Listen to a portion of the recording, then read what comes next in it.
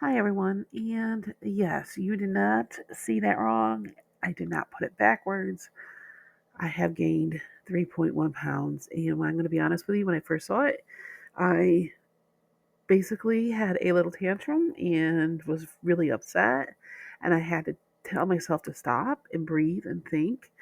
And I had to practice what I preach because we all know that the number on the scale does not define our whole journey. But in the moment, it felt like it. I'm not going to lie. But I also had to stop and think about what was going on.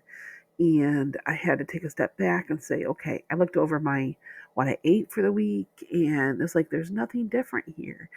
And then I got thinking, and I don't even know why I didn't think of this. I'm not going to give you excuses. I'm just going to give you what I think are possible reasons and explanations. Um, a gain is a gain, but it doesn't necessarily mean that it's fat gain. I truly believe this is nothing but water retention and bloating. And here's the TMI. This is time of the month. So I always, if you have been following me since day one, like years ago, you know that this is something I've always struggled with, and it usually throws me for a loop and often will derail me, as I've always gained anywhere from 5 to 7 pounds. Yeah, I'm one of those people, and it's just, unfortunately, it's just something that happens. I am perimenopause.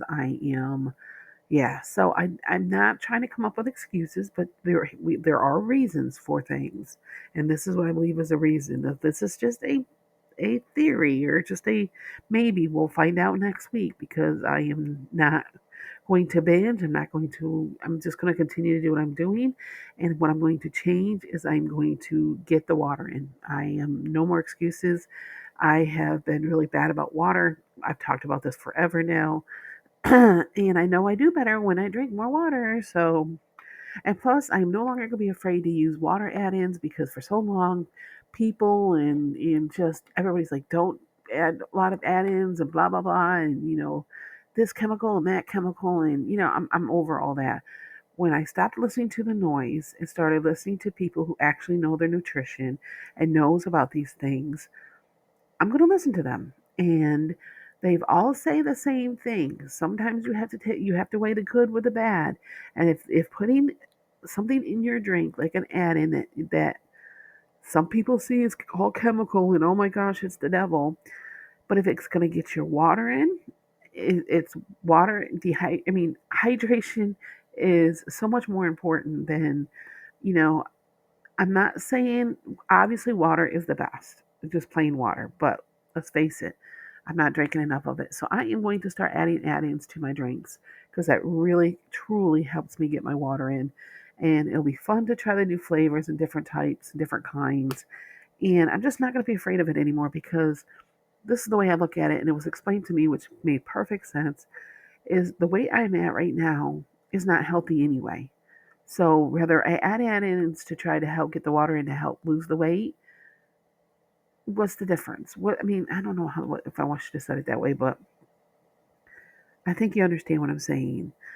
I'm already unhealthy, so if I have to take a little tiny chance of adding an add-in is not good for me, then so be it. Being this overweight is not good for me either. So you pick your battles, and I'm picking not to fight this one. I'm going to use the add-ins. So, but I have to get the water intake up. That is for sure. Um, And then if it still doesn't seem to be going down, then I'm going to have to rethink about, okay, what is it that I'm eating? What food could be triggering this?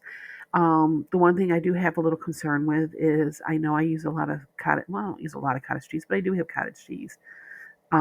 Making that cottage cheese fluff, and I know that it can be salty, and it's really kind of hard to keep the salt down sometimes, especially when you're on a lower budget and you're trying to do your best you can, but I can't afford to buy all the organic and all that stuff. And so you do the best you can do. So what I got to do is I've got to up my water intake because it will help counteract that as well and flush that out of the body. The body knows what to do. That's the thing that people forget is the body knows what to do. Um, obviously within means, unless there's medical issues and things like that. But you just do the best you can do, and it doesn't matter what you do anyway. It can be good for you in one way, and then something else as well is bad for you in that way. You have to pick and choose your battles, and I choose not to fight this one. I am doing the best I can, and I am going to take this week and calm back down. I'm fine now. It's disappointing seeing that number, but we have to remember the number on the scale is not everything. That's not what are the NSVs this week. Those are just as important, if not more important, than what a number says on the scale because our weight is always going to go up and down.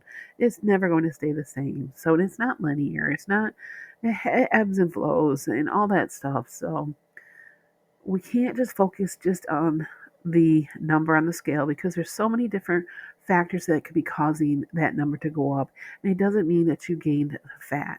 And I wish I could remember the numbers so I tell you because it takes a lot of extra food to gain 3 pounds in a week. So, and I have not done anything crazy this week. So I am quite sure it's the bloating, it's the water, and I'm perimenopause and all that fun stuff. So anyway, guys, that's where we're at. um, I hope everybody's doing well.